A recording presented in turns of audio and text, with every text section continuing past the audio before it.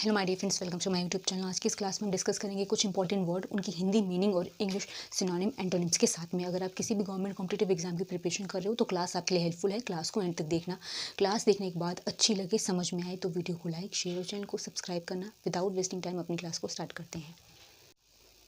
So my dear friend, जो आज की क्लास का सबसे पहला वर्ड है वो है आपका accomplice. And accomplice word one word substitution में भी आता है, जिसको हम कहते हैं एसोसिएट और पार्टनर इन क्राइम। इसका मतलब क्या होता है? अकम्प्लाइज का मतलब किसी भी जुर्म में या किसी भी अपराध को करने में सहायता देने वाला, या बेसिकली अगर हम ऐसी नॉर्मल बात करें तो कोई भी सहायक या सहभागी जिसको बोलते हैं, या जैसे आपको बोलते हैं ना कि आप कन्फिडरेशन बोलते हैं, एसोसिएट बोलते हैं, कलीग बोल देते हैं। मान लो कोई काम करने में सहायक हो या सहभागी हो तो वो अकम्प्लाइज कहलाता है। वन वर्ड में आए, वन वर्ड सब्स्टिट्यूशन में आए तो एसोसिएट और पार्टनर इन क्राइम आप कह सकते हो। तो अकम्प्लाइज मतलब आप कह सकते हो एसोसिएट, या आप इसको कन्फिडरेट भी बोल सकते हो, या आप इसके लिए एसोसिएट और पार्टनर इन क्राइम भी कह सकते हैं।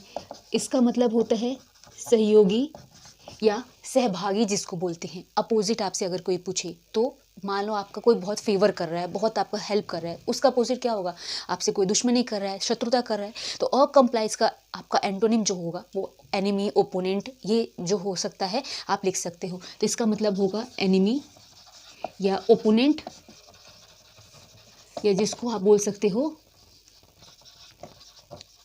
ठीक है, सहयोग करने वाला, हेल्प करने वाला, दुश्मन, इसका आपका अपोजिट होगा। तो अकम्प्लाइज के अपोजिट ये होते हैं। नेक्स्ट है आपका एनार्की। एनार्की होता है लॉलेसनेस, या कोई भी चीज़ डिसऑर्डर में हो, कैओस में हो, या जैसे बोलते हैं ना कि कोई भी चीज़ व्यवस्थित ना हो, सब कुछ मतलब ऐसे कानून ना हो, कोई व्यवस्था ना हो, कोई भी रूल लॉ एंड रेगुलेशन ना हो, कोई भी ऑर्डर में ना हो, वो एनार्की है।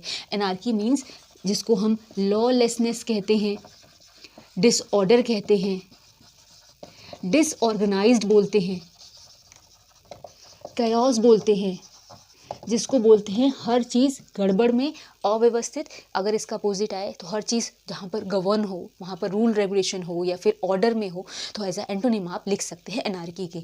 तो यहाँ पर आप कह सकते हैं गवर्न, ऑर्डर्ड, रूल या ऑर्गेनाइज्ड, ठीक है, यानी जिसको हम कहते हैं व्यवस्थित, हर चीज़ व्यवस्थित होना, ठीक है। नेक्स्ट है आपका रिगार्डफुल। रिगार्ड वर्ड का मतलब होता है रिस्पेक्ट, रेवरेंस या ऑनर देना। रिगार्डफुल मतलब केयरफुल होता है, ठीक है। तो यहाँ पर याद रखना, रिगार्डफुल मतलब सावधान या सचेत है, जिसको हीडफुल, केयरफुल, कॉशियस, अटेंटिव आप कह सकते हैं। तो रिगार्डफुल मतलब होता है केयरफुल, या जिसको हम हीडफुल कहते हैं, जिसको हम कहते हैं सावधान, ठीक है, या सतर्क होना जिसको कहते हैं। एंटोनिम में क्या है? बेपरवाह है, लापरवाह है, इनअटेंटिव है, केयरलेस है, हीडलेस है, आप कह सकते हैं। सो रिगार्डफुल के एंटोनिम में केयरलेस, हीडलेस, इनअटेंटिव, जिसको हम लापरवाह कहते हैं। नेक्स्ट है आपका एप्ट। एप्ट होना मतलब कोई भी चीज़ उपयुक्त होना, या फिर जिसको बोलते हैं ना सुटेबल, कन्वीनियंट, प्रॉपर, एप्रोप्रिएट, कोई भी चीज़ का योग्य होना एप्ट कहलाता है, ठीक है। अब एप्ट को हम क्या कह सकते हैं? सुटेबल कह सकते हैं, प्रॉपर कह सकते हैं, एप्रोप्रिएट कह सकते हैं, कन्वीनियंट भी कह सकते हैं, मतलब जो चीज़ें योग्य हो या उपयुक्त हो। इसका अपोजिट जो चीज़ें अयोग्य हो, उसके लिए सुटेबल ना हो। इनएप्ट बोल सकते हो, अनसुटेबल कह सकते हो, इनकन्वीनियंट कह सकते हो, बहुत सारे तरीके से कह सकते हैं, जिसको हम इनएप्ट कह सकते हैं एज अ एंटोनिम, या अनसुटेबल, इनएप्रोप्रिएट, जिसको हम कहते हैं अयोग्य, ठीक है। देखो आगे के words. So my dear friend, जो नेक्स्ट वर्ड है वो है anonymous. Anonymous means unknown name, या जिसको अनआइडेंटिफाइड बोलते हैं। जैसे बोलते हैं ना, जो चीज़ें अनजान हो, अज्ञान हो, या फिर जिससे आप इसको हम नहीं जानते तो एनोनिमस कहते हैं, या फिर नेमलेस भी कहते हैं, या फिर वन वर्ड में बोले तो ऑफ और अननोन नेम भी बोल सकते हैं। कोई भी राइटिंग हो, कोई भी चीज़ नाम रहित जिसको बोलते हैं, ठीक है, विदाउट नेम। तो जिसको एनोनिमस का मतलब होता है अननोन या अनआइडेंटिफाइड जिसको बोलते हैं, जिसको हम क्या बोलते हैं? अनजान, ठीक है। अगर एंटोनिम आए तो आप क्या कह सकते हैं? जो आपके आइडेंटिफाइड हो, नोन हो, आप जान पहचान वाले हैं, या फिर आप जिससे जिससे आप जिसको जानते हैं, आप बोल सकते हैं एज अ एंटोनिम। किसके? एनोनिमस की, जिसको हम बोलते हैं नोन, आइडेंटिफाइड, जिसको आप बोल सकते हैं जानना या उसको पहचानना, जो आपके समझ में हो, जो आपके पहचान में हो। नेक्स्ट है आपका बूरिश। बूरिश हम उन लोगों के लिए यूज़ करते हैं जो अनसिविलाइज्ड हो या फिर जिसको हम बोलते हैं ना कि असभ्य, जिसमें मतलब मैनर्स ना हो, रूड हो, उसके लिए हम बूरिश यूज़ करते हैं। रस्टिक भी बोल देते हैं इसको। तो रस्टिक होना, अनसिविलाइज्ड होना, या जिसको हम रफ बोलते हैं या रूड भी बोलते हैं, जिसको हम असभ्य बोलते हैं। अब सभ्य होना एक अच्छी पर्सनैलिटी होना, सिविलाइज्ड होना, जेंटल होना, हम बोलते हैं ना कि जेंटल नेचर है या सिविलाइज्ड है या फिर बहुत ही ज़्यादा सभ्य है, तो इसको हम एज ए एंटोनिम लिखेंगे बूरिश के, जिसके लिए हम सिविलाइज्ड या आप बोल सकते हो जेंटल, या जिसको हम सभ्य सुशील बोलते हैं। ठीक है। नेक्स्ट है आपका वर्बोसिटी। आपने देखा होगा कई लोग होते हैं छोटी बात को बहुत सारे वर्ड्स का यूज़ करके लंबा चौड़ा करके बोलते हैं, तो वर्बोसिटी उसी को बोलते हैं, using more than needed words. ठीक है। वर्डलीनेस जिसको बोलते हैं या फिर गैरुलिटी बोलते हैं, बहुत ज़्यादा लंबा चौड़ा करना, प्रोलॉक्सिटी बोलते हैं, वर्बोसिटी कहलाता है। तो इंपॉर्टेंट है वैसे ये वर्ड, जिसको हम प्रोलॉक्सिटी बोलते हैं या जिसको वर्डलीनेस बोलते हैं, या आप गैरुलिटी भी बोल सकते हैं, जिसको बोलते हैं अधिक लंबा चौड़ा करके बोलना, या कोई भी चीज़ को बहुत ज़्यादा लंबा कर देना। इसका अपोजिट क्या होगा? किसी भी चीज़ को ब्रीफ कर देना, कॉन्साइज कर देना, कर्टल कर देना या छोटा कर देना। जैसे ना रिजर्व्ड रहना, बहुत ज़्यादा फालतू ना बोलना, तो आप इसका एंटोनिम लिख सकते हैं एज अ वर्बोसिटी के। ठीक है। जिसको आप टैकेट बोल सकते हैं, रिजर्व्ड बोल सकते हैं, या आप कर्टेल्ड बोल सकते हैं या कर्टेल बोल सकते हैं, छोटा या फिर कम बोलना जिसको बोलते हैं। नेक्स्ट है अकिन। अकिन मीन्स जिसको हम बोलते हैं, जैसे आप बोलते हैं ना कि सिमिलर है या नियर है या क्लोज है, जैसे जान पहचान का है, आसपास का है, अकिन कहलाता है। ठीक है। अकिन मतलब होता है जो चीज़ें सिमिलर हो, एक जैसी हो या पास की हो, क्लोज होना, नियर होना। इसका अपोजिट होता है जो चीज़ें बाहर की हो या फिर डिफरेंट हो, या फिर मतलब बोलते हैं ना कि फॉरेन की है, एलियन है, स्ट्रेंज है, क्यूअर है, ये सारी चीज़ें एज एंटोनिम लिखोगे तो इसके लिए आप लिखोगे स्ट्रेंज। विचित्र होना, थोड़ा अलग होना, जैसे पास का होना या एक जैसा होना, इसको बोलते हैं। एंटोनिम में आप लिखोगे स्ट्रेंज होना या फिर डिफरेंट होना, या आप लिखोगे एलियन होना, मतलब जुदा होना, या तो जिसको हम अलग होना बोलते हैं। ठीक है। देखो आगे के words. So my dear friend, जो नेक्स्ट वर्ड है वो है आपका ग्रिसली। ग्रिसली मीन्स होता है हॉरिबल, या जैसे बोलते हैं ना कोई भी चीज़ बहुत भयावह या भयानक सी है, ड्रेडफुल सी है, शॉकिंग टाइप की है, तो वो ग्रिसली है। ठीक है। जिसको हम मैकेबर वर्ड भी यूज़ करते हैं।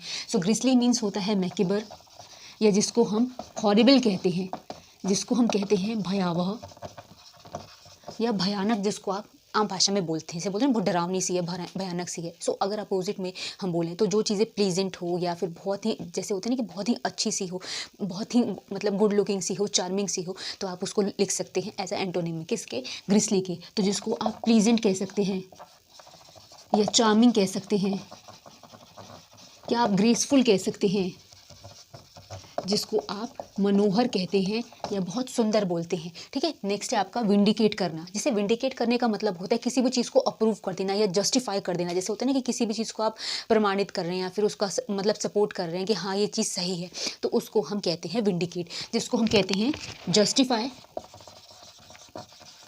या तो अप्रूव करना, जिसको आप कहते हैं मंजूरी या प्रमाणित करना।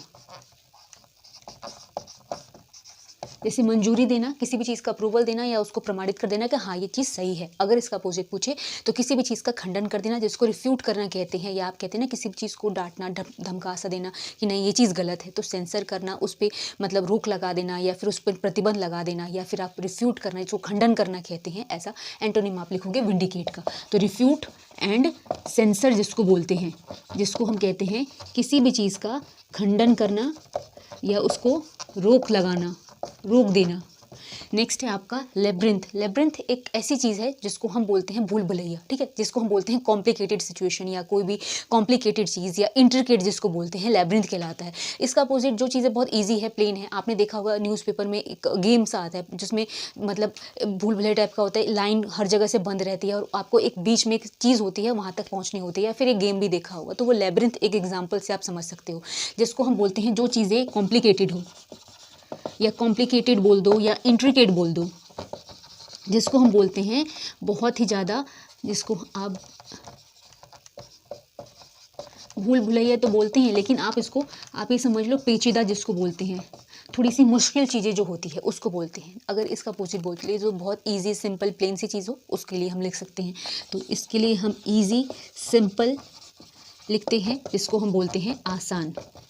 नेक्स्ट है इंसेप्शन। इंसेप्शन मीन्स बिगिनिंग, किसी भी चीज़ की शुरुआत, जिसको हम बोलते हैं ना स्टार्ट कर दिया ये काम, या फिर बिगिन कर दिया, या किसी भी चीज़ को कमेंसमेंट कहते हैं या कमेंस करना कहते हैं, इंसेप्शन कहलाता है, जिसको हम कहते हैं बिगिन, स्टार्ट या तो कमेंस, जिसको हम कहते हैं आरंभ करना, किसी भी चीज़ की शुरुआत करना। इसका अपोजिट, जब हम किसी चीज़ की शुरुआत करते हैं तो उसका अंत भी तो होता है ना, तो आप इसको एंड या किसी भी चीज़ को क्लोज करना या फिनिश करना कह सकते हैं, ठीक है। तो एंटोनिम में एंड करना, किसी भी चीज़ को क्लोज करना या तो फिनिश करना कहते हैं, जिसको हम बोलते हैं अंत, ठीक है। देखो आगे के words. So my dear friend, जो नेक्स्ट वर्ड है वो है आपका hallucination. And hallucination means illusion, या जिसको डिल्यूजन बोलते हैं, जैसे भ्रम बोलते हैं, माया बोलते हैं, जिसको आप हेल्यूसिनेशन कहलाता है। जैसे होता है ना किसी चीज़ का आपको भ्रम हो जाना, ऐसे होता है ना कि आप जैसे चल रहे हैं, लग रहा है आपके पीछे कोई आ रहा है, एक एग्जाम्पल से समझाने के लिए, जिसको इल्यूजन भी बोलते हैं या फिर भ्रम बोलते हैं, डिल्यूजन वर्ड भी बोलते हैं, हेल्यूसिनेशन कहलाता है। जैसे डिल्यूजन हो गया, या तो इल्यूजन बोलते हैं, जिसको हम माया बोलते हैं या तो भ्रम बोलते हैं।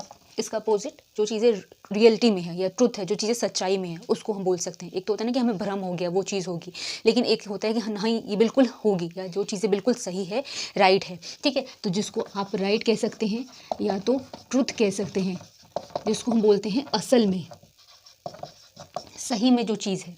नेक्स्ट है हडल। हडल मतलब जिसको बोलते हैं ना कलेक्शन, या बहुत ज़्यादा एकत्रित कोई भी चीज़ का इकट्ठा रूप, जिसको बोलते हैं, जिसको क्राउड भी बोल सकते हो आप, मतलब कलेक्टेड फॉर्म भी कह सकते हो, हडल कहलाता है, ठीक है। तो हडल कभी भी आए, इसको हम क्लस्टर, क्राउड या आप ग्रुप कह सकते हो, एकत्रित जिसको बोलते हैं। अपोजिट है जो चीज़ें फैली हुई हो, डिस्पर्स्ड हो, डिफ्यूज्ड हो, मतलब फैली हुई होना, वो आप ऐसा एंटोनिम लिखोगे हडल के, ठीक है। जिसको आप बोलोगे डिफ्यूज्ड या डिस्पर्स्ड, जिसको बोलते हैं मतलब फैला हुआ, एक चीज़ें इकट्ठी है, उसका अपोजिट जो चीज़ें फैली हुई है। नेक्स्ट है परसुएड करना। जैसे होता है परसुएड करना, जब हम किसी को मनाते हैं, राज़ी करते हैं, उसको संतुष्ट करते हैं, परसुएड करना कहते हैं, जिसको बोलते हैं ना कन्विंस करना, सेटिस्फाई करना, किसी को भी मनाना या लुभाना, परसुएड करना कहलाता है। सो आप जिसको कह सकते हैं कन्विंस करना, सेटिस्फाई जिसको बोलते हैं, या एल्योर करना भी कहते हैं, जिसको हम कहते हैं मनाना या राज़ी करना। अब इसका अपोजिट क्या होगा? परसुएड का होता है डिसुएड करना भी होता है, किसी को भी डिस्करेज करना भी होता है, डिटर करना भी होता है, उसको और ज़्यादा निरुत्साह कर देना, और ज़्यादा उसको नीचा कर देना, क्या कहलाता है? परसुएड का अपोजिट, ठीक है। तो जिसको हम डिटर कह सकते हैं, डिस्करेज कह सकते हैं, ठीक है, जिसको हम कहते हैं हतोत्साह करना। नेक्स्ट है myriad। myriad वर्ड का मतलब होता है न्यूमरस या काउंटलेस, जिसको बोलते हैं अनेक, जिसको बोलते हैं बहुत सारे, जिसको आप बोल सकते हो, ठीक है। तो इसको आप क्या कह सकते हैं? न्यूमरस कहते हैं या तो मैनी कहते हैं, जिसको हम अनेक कहते हैं। अब अनेक है, उसका अपोजिट एक होगा, जो चीज़ें लिमिटेड है, मतलब बहुत कम है, उसको आप कह सकते हैं एज अ एंटोनिम में। तो myriad के अपोजिट में क्या लिखेंगे? लिमिटेड या फ्यू, जिसको हम बोलते हैं कुछ। सो माय डियर फ्रेंड्स, ये क्लास यहाँ पे फिनिश हो रही है। आपको कैसी लगी? अच्छी लगी, समझ में आई तो वीडियो को लाइक, शेयर और चैनल को सब्सक्राइब करना। मिलेंगे नेक्स्ट क्लास में, तब तक के लिए थैंक्स फॉर वॉचिंग।